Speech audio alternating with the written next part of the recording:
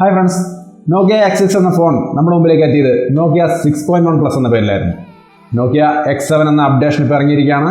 അത് നമ്മുടെ മുമ്പിലേക്ക് നോക്കിയ 7.1 പ്ലസ് എന്ന അപ്ഡേഷനായിട്ട് എത്തിയേക്കാം. അങ്ങനെയെങ്കിൽ ആ ഒരു ഫോൺ ഈ പ്രൈസ് റേഞ്ചിലേക്ക് എത്രത്തോളം നന്നായിരിക്കും, അത് ഈ കോമ്പറ്റീഷൻ നേരിടാൻ കപ്പാസിറ്റി ഉള്ളൊരു ഫോൺ ആയിരിക്കുമോ എന്നീ കാര്യങ്ങൾ നമുക്ക് ഈ വീഡിയോയിലൂടെ ഒന്ന് നോക്കാം. എൻ്റെ ഒരു അഭിപ്രായത്തിൽ അതിന് ഈ പ്രൈസ് റേഞ്ച് റൂൾ ചെയ്യാനുള്ള കഴിവുണ്ട്. എന്തായാലും അത് എന്താണെന്നുള്ളത് നമുക്ക് നോക്കാം. Welcome to Prathap G tech, it's me Pratap.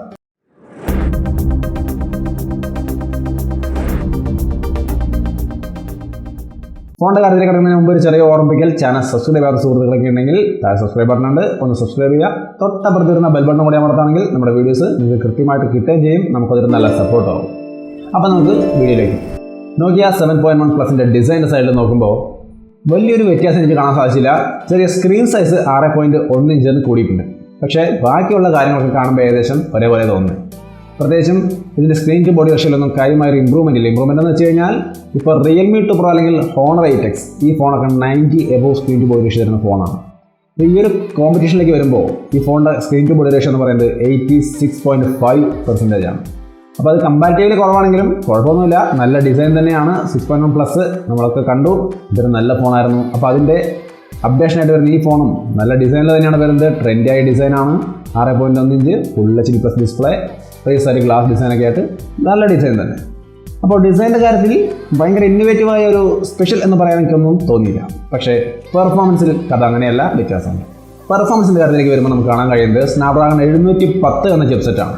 ഈ ചിപ്സെറ്റ് സ്നാപ്ഡ്രാഗൺ 845 എന്ന് കുറച്ച് കാര്യങ്ങളൊക്കെ ടെക്നിക്കൽ വശങ്ങൾ ഞാൻ അധികം പറയുന്നില്ല, കുറച്ച് കാര്യങ്ങൾ ഉൾക്കൊണ്ട് ഡിസൈൻ്റെ ഭാഗത്തും മറ്റുമൊക്കെ കുറച്ച് കാര്യങ്ങൾ ഉൾക്കൊണ്ടുകൊണ്ട് വന്നിരിക്കുന്ന ചിപ്സെറ്റാണ്.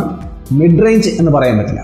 മിഡ് റേഞ്ച് ഇപ്പോൾ Snapdragon 660, 25 Vivo V11 Pro തൊട്ടാകട്ടെ MI2, Realme 2 Pro തുടങ്ങിയ ഫോണുകളൊക്കെ ഉപയോഗിച്ചിരിക്കുന്ന ചിപ്സെറ്റാണ് സ്നാപ്ഡ്രാഗൺ 660. അത് മിഡ് റേഞ്ചാണ്. അതിനേക്കാൾ കുറച്ചും കൂടി പവർ കൂടിയ ചിപ്സെറ്റാണ് ഈ പറയുന്ന സ്നാപ്ഡ്രാഗൺ 710. 14nm ടെക്നോളജിയാണ് സ്നാപ്ഡ്രാഗൺ 660 ഉപയോഗിച്ചിരിക്കുന്നത്. ഇതിലേക്ക് വരുമ്പോൾ കുറച്ചും കൂടി ബെറ്ററായ 10nm ടെക്നോളജിയാണ് ഉപയോഗിച്ചിരിക്കുന്നത്. അപ്പോൾ കുറച്ചും കൂടി ബെറ്ററായ ഒരു ചിപ്സെറ്റാണ്. മിഡ് റേഞ്ച് ഫോണുകളുടെ കാര്യത്തിൽ നോക്കിയാൽ കുറച്ചും കൂടി ബെറ്ററായ ചിപ്സെറ്റ്.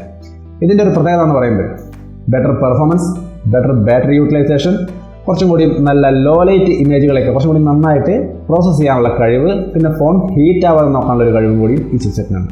അപ്പോൾ അത്രയും പ്രത്യേകതകൾ കൊണ്ടും പവർ കൂടിയത് കൊണ്ടും ഈ ഒരു പെർഫോമൻസ് ഡിപ്പാർട്ട്മെൻറ്റ് ഈ ഒരു പ്രൈസ് റേഞ്ചിലേക്ക് ഈ ഫോൺ കൊണ്ടുവരുമ്പോൾ തീർച്ചയായിട്ടും നല്ല ഒരു ക്ലാസ് ലീഡിങ് ആ ഒരു സെഗ്മെൻറ്റിലെ ഏറ്റവും നല്ല ചിപ്സെറ്റും ഏറ്റവും നല്ല പെർഫോമൻസ് ഡിപ്പാർട്ട്മെൻറ്റുമായിട്ട് മാറും. അപ്പം നല്ല പെർഫോമൻസ് തരുന്ന ഒരു ഫോണായിട്ട് ആ പ്രൈസ് റേഞ്ചിലേക്ക് ഈ ഫോൺ മാറും. ഇതിൻ്റെ ബേസ് വേരിയൻറ്റ് വരുന്നത് 4GB റാമിലും 64GB സ്റ്റോറേജിലുമാണ്. ഈ ടോട്ടലായിട്ടൊന്ന് ചുരുക്കി പറയുകയാണെങ്കിൽ സ്നാപ്ഡ്രാഗൺ 660 ഒരു 20-25% പെർഫോമൻസ് ഇമ്പ്രൂവ്മെൻ്റ് ഉള്ള ചിപ്സെറ്റാണ് സ്നാപ്ഡ്രാഗൺ 710. അപ്പോൾ അതാണ് ഇതിൻ്റെ പെർഫോമൻസ് ഡിപ്പാർട്ട്മെൻറ്റിൻ്റെ ഒരു ചുരുക്കം. അപ്പം നല്ലൊരു ചിപ്സെറ്റ്, മിഡ് റേഞ്ചിനേക്കാൾ ബെറ്ററായ പെർഫോമൻസ് ഉള്ള ഫോൺ, അതാണ് അതിൻ്റെ പെർഫോമൻസ്. അടുത്തായിട്ട് ക്യാമറയുടെ ഡിപ്പാർട്ട്മെൻറ്റ് നോക്കിയാൽ 12 മെഗാപിക്സൽ മെയിൻ ക്യാമറ, 1.8 ആപ്പച്ചറിൽ, ഡെപ്ത് സെൻസർ 13 മെഗാപിക്സൽ വരുന്നുണ്ട്. ഫ്രണ്ടിൽ സെൽഫി ക്യാമറ 20 മെഗാപിക്സൽ.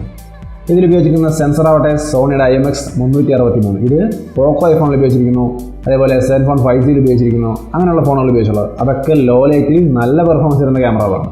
ഇവിടെയും അതുകൊണ്ട് തന്നെ ലോ ലൈറ്റിൽ ബെറ്ററായ പെർഫോമൻസ് നമുക്ക് പ്രതീക്ഷിക്കാം. ഈ സെൻസർ മാത്രമല്ല, അതിൻ്റെ ക്വാളിറ്റി നിശ്ചയിക്കാൻ നമുക്കറിയാം. 1.4 മൈക്രോൺ പിക്സൽ, അതിൻ്റെ ഒപ്പം തന്നെ ഒപ്റ്റിക്കൽ ഇമേജ് സ്റ്റെബിലൈസേഷൻ, അതിൻ്റെ ഒപ്പം തന്നെ ഡുവൽ പിക്സൽ ടെക്നോളജി. ഇങ്ങനെയുള്ള സംഭവങ്ങളെല്ലാം ചേരുമ്പോൾ തീർച്ചയായിട്ടും നല്ലൊരു ലോ ലൈറ്റ് പെർഫോമൻസ് ഈ ഫോൺ തരേണ്ടതാണ്. അതുകൊണ്ട് തന്നെ ഈ ക്യാമറയ്ക്ക് ലോ ലൈറ്റ് ഇമേജുകൾ ബെറ്ററായിട്ട് ക്യാപ്ചർ ചെയ്യാൻ കഴിയും. ഇനി ഞാൻ നേരത്തെ പറഞ്ഞ ആ പ്രോസസ്സറിൻ്റെ ഒരു പവർ, അതിന് ബെറ്ററായ ലോ ലൈറ്റ് ഇമേജുകളെ പ്രോസസ് ചെയ്യാനുള്ള കഴിവുണ്ടെന്ന് പറഞ്ഞല്ലോ. അപ്പോൾ ഈ ഓൾറെഡി ക്യാമറ ബെറ്ററായ ഇമേജാണ് ലോ ലൈറ്റിൽ എടുത്തിരിക്കുന്നത്, അതിന് ബെറ്ററായിട്ട് പ്രോസസ് ചെയ്യാൻ ആ പ്രോസസ്സറിന് കഴിയുകയും ചെയ്യുമ്പോൾ ബെറ്ററായ ലോ ലൈറ്റ് പെർഫോമൻസ് ഈ ക്യാമറയ്ക്ക് തീർച്ചയായും കിട്ടണം. ഇതിൻ്റെ സ്പെസിഫിക്കേഷൻ വെച്ച് നോക്കുമ്പോൾ തീർച്ചയായും കിട്ടണം. അപ്പോൾ അതാണ് ഇതിൻ്റെ ഒരു ക്യാമറ സെറ്റപ്പ്. ബെറ്ററായ ലോ ലൈറ്റ് ഇമേജുകൾ തരാൻ കഴിവുള്ള ഒപ്റ്റിക്കൽ ഇമേജ് സ്റ്റെബിലൈസേഷൻ സപ്പോർട്ട് ചെയ്യുന്ന ക്യാമറയാണ്.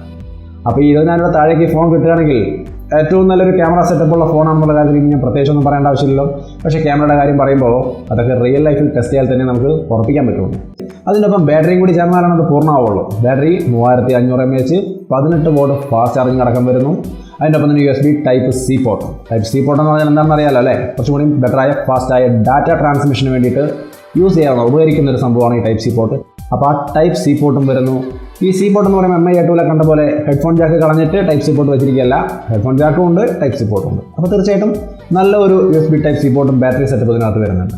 ഒപ്പം തന്നെ ആൻഡ്രോയിഡ് ഓറിയോയും വരുന്നുണ്ട്. ആൻഡ്രോയിഡ് ഓറിയോ എന്ന് പറയുമ്പോൾ നമുക്കറിയാം ഇത് ആൻഡ്രോയിഡ് 1 ഫോണാണ്. അപ്പോൾ ഉടനെ തന്നെ ആൻഡ്രോയിഡ് Pയിലേക്കുള്ള അപ്ഡേഷനും വരും. അപ്പോൾ അപ്ഡേഷൻ്റെ കാര്യത്തിലൊന്നും യാതൊരു ഇഷ്യൂ ഇല്ല. അപ്പോൾ ടോട്ടലായിട്ട് നല്ല പെർഫോമൻസ് ഉള്ള ഫോൺ, നല്ല ക്യാമറ സെറ്റപ്പ്, നല്ല ഡിസൈൻ, നല്ല ബാറ്ററി, ഫാസ്റ്റ് ചാർജിങ് എല്ലാം ഉള്ള ഫോണാണ്.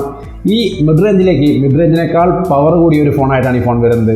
അപ്പോൾ തീർച്ചയായിട്ടും ഈ ക്ലാസ്സിൽ നല്ലൊരു കോമ്പറ്റീഷൻ, പ്രത്യേകിച്ചും പോക്കോ F1 ഈ പറഞ്ഞ ഒരു പ്രൊസസറിൻ്റെ പവറും കാര്യങ്ങളൊക്കെ കണക്കാക്കണമെങ്കിൽ നല്ല ഗെയിമിംഗ് പെർഫോമൻസ് കിട്ടുകയാണെങ്കിൽ ഈ പോക്കോ F1 പോലെ ഹോണർ പ്ലേ പോലുള്ള നല്ല ഫോണുകൾക്കും നല്ലൊരു കോമ്പറ്റീഷൻ ആയേക്കാം ഈ ഫോൺ. അതുകൊണ്ടാണ് ഞാൻ ഈ ഫോണിനെ തമിഴിൽ തന്നെ പറഞ്ഞിട്ടുണ്ടായിരുന്നത് ഈ ഒരു സെഗ്മെൻറ്റ് റോൾ ചെയ്യാൻ തന്നെ കഴിവുള്ളൊരു ഫോണായിരിക്കാം ഈ നോക്കിയ 7.1 പ്ലസ് എന്നുള്ളത്. ഇതിൻ്റെ പ്രൈസിംഗ് എന്ന് പറഞ്ഞാൽ നമുക്ക് ഇന്ത്യൻ പ്രൈസിംഗ് ഒന്നും അറിയില്ല, കാരണം ഇത് ഗ്ലോബലി അനൗൺസ് ചെയ്തിട്ടില്ല, ചൈനയിലാണ് അനൗൺസ് ചെയ്തിരിക്കുന്നത്. അവിടുത്തെ ഒരു പ്രൈസിംഗ് വെച്ച് നമ്മളൊന്ന് കൺവേർട്ട് ചെയ്യുകയാണെങ്കിൽ 18,000 ആണ് ഇതിൻ്റെ പ്രൈസിംഗ് വരുന്നത്.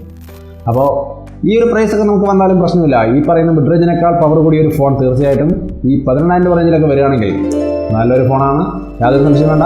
എന്തായാലും നോക്കിയ 7.1 പ്ലസ് എന്ന ഫോണിന് ചെറുതായിരുന്നു പരിചയപ്പെടാൻ നിങ്ങൾക്ക് ഈ വീഡിയോ ഉപകാരപ്പെട്ടെന്ന് വിചാരിക്കുന്നു. ഉപകാരപ്പെട്ടാൽ ലൈക്ക് ചെയ്തും ഷെയർ ചെയ്തും സപ്പോർട്ട് ചെയ്യുക. അപ്പോൾ നല്ലൊരു കാര്യം കൂടി ഓർമ്മിപ്പിക്കുകയാണ്, ഷെയർ ചെയ്യാന്ന് പറയുമ്പോൾ താഴെ ഷെയർ ബട്ടൺ ഉണ്ട്, അത് ഉപയോഗിച്ചൊന്ന് എല്ലാവർക്കും ഷെയർ ചെയ്ത് കൊടുത്താൽ നമ്മുടെ ചാനലിലും എനിക്കും അതൊരു നല്ല സപ്പോർട്ടായിരിക്കും. അപ്പോൾ എല്ലാവരും ഷെയർ ചെയ്തും ലൈക്ക് ചെയ്തും സപ്പോർട്ട് ചെയ്യുക. വീണ്ടും അടുത്ത വീഡിയോയിൽ കണ്ടുമുട്ടാം. ബൈ.